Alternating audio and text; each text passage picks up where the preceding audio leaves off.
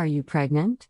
Want to know the gender? Once that pregnancy test reads positive, learning a baby's gender is one of the first things you get to find out about your little baby-to-be.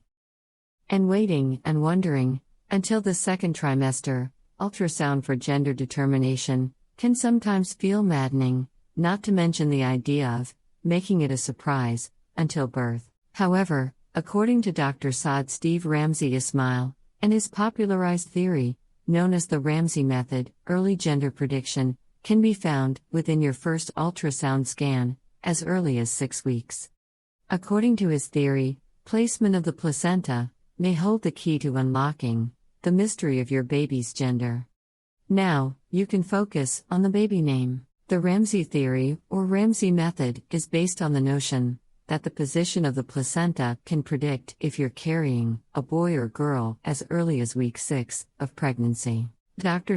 Ramsay Ismail developed this theory by examining the development and location of the placenta, specifically, its finger-like projections, known as the chorionic villi.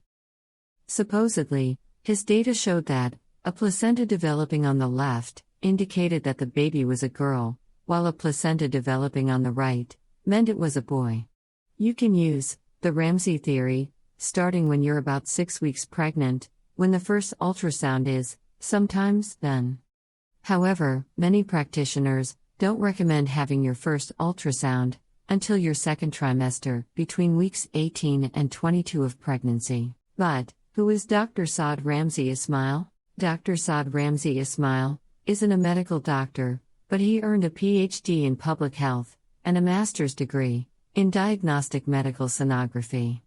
For over 34 years, Dr. Ismail has worked and taught ultrasound techniques across the world. He is royal sonographer. For 5 years, Ismail worked as the official pediatric sonographer to the royal family of Brunei, a small island nation west of the Philippines. Award-winning sonography research and practice. Did you know there are awards for sonography?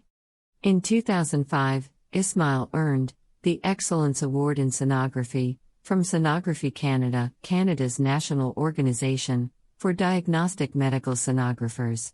Animal lover. In the 80s, Dr. Ismail volunteered at the famous San Diego Zoo as a vet sonographer, working under the zoo's head vet to check the organ health of various animals.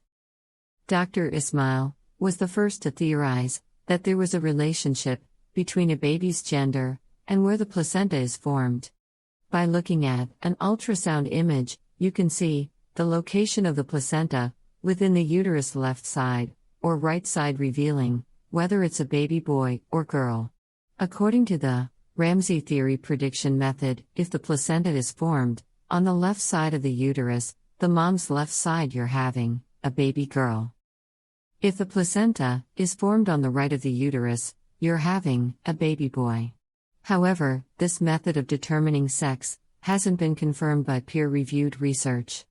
A peer-reviewed journal is where established medical studies are published, so their validity can be reviewed by other scientists and doctors. Still, it's become a very popular topic of discussion among women who are pregnant. Many women are posting screenshots from their early ultrasounds to see if anyone can guess their baby's sex using the Ramsay theory.